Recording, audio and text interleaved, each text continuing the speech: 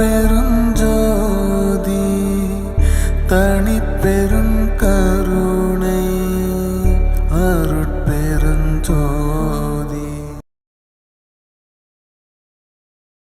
தர்மம் வலைக்காட்சி வாயிலாக மீண்டும் உங்களை சந்திப்பதில் நான் பெருமகிழ்ச்சி அடைகிறேன். இன்று நம்மளுடன் இருப்பது யார் என்றால் ஐயா அரசுசாமி பிரம்மஞானி அவர்கள். வணக்கம் ஐயா.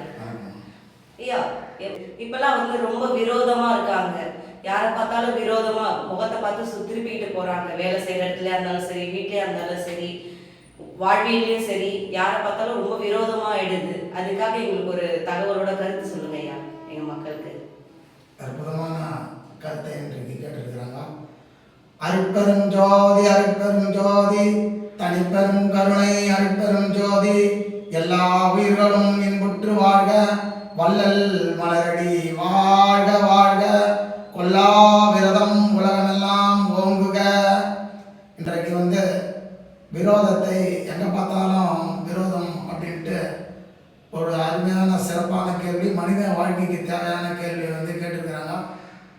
இன்றைக்கு ஏன் இந்த விரோதம் அப்படின்றதுக்கு காரணம் என்ன அப்படின்னு கேட்டுக்கிறாங்க.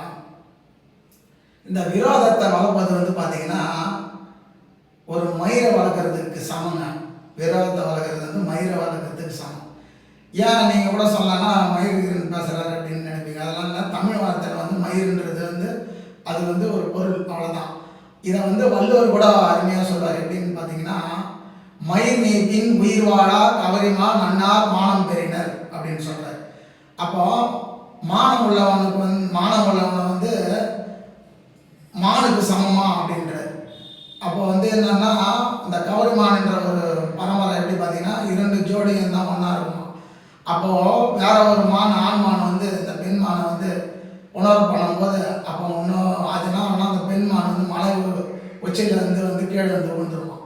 அப்போ ஏன்னா அது மானம், அந்த மானம் உள்ளதான் மனிதர்களும் அந்த மாதிரி வாழ்ந்துருக்கிறாங்க, மானம் உள்ளவர்களும் இருக்கிறான்றதுக்காக தான் வள்ளுவர் அப்படி சொல்கிறார். மயிர் நீப்பின் உயிர் வாழா கவரிமா நன்னார் மானம் பெறினர். அப்போ இந்த விரோதத்தை வளர்க்குறதுக்கு எதுக்கு சமம்னா மயிரை வளர்க்கறதுக்கு சமம்.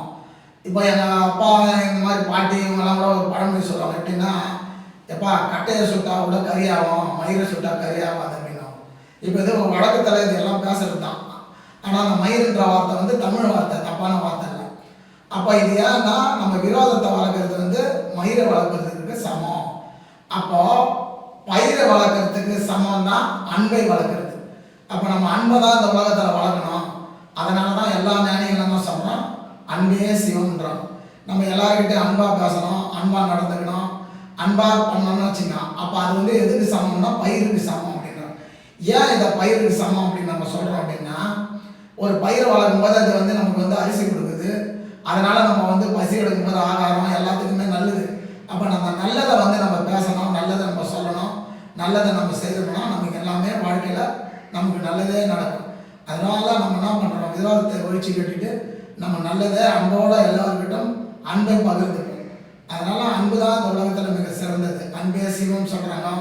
காட் இஸ் லவ்னா அன்பே சிவம்ன்றாங்க. அப்போ இந்த மாதிரிலாம் சொல்லியிருக்கிறாங்க. அப்போ நம்ம என்ன பண்ணுவோம், அன்பை விதைத்து அன்பால் நம்ம இந்த உலகத்தில் வாழ்வோம். அதுதான் நமக்கு நல்ல செல்வியமும் நல்ல வாழ்விலும் நமக்கு தரும். அதனால் இன்றைக்கு அற்புதமான கேள்வி கேட்டிருக்கிறாங்க. ரொம்ப சந்தோஷம். இது உலக மக்கள் அனைவருக்கும் பயனடைன்னு நான் நம்புகிறேன். ரொம்ப நன்றி, வணக்கம். அருட்பெரும் ஜோதி அருட்பெரும் ஜோதி தனிப்பெரும் கருணை அருட்பெரும் ஜோதி எல்லா உயிரிடம் இன்புற்று வாழ்க வள்ளல் மலரடி வாழ்க வாழ்க. நன்றி ஐயா.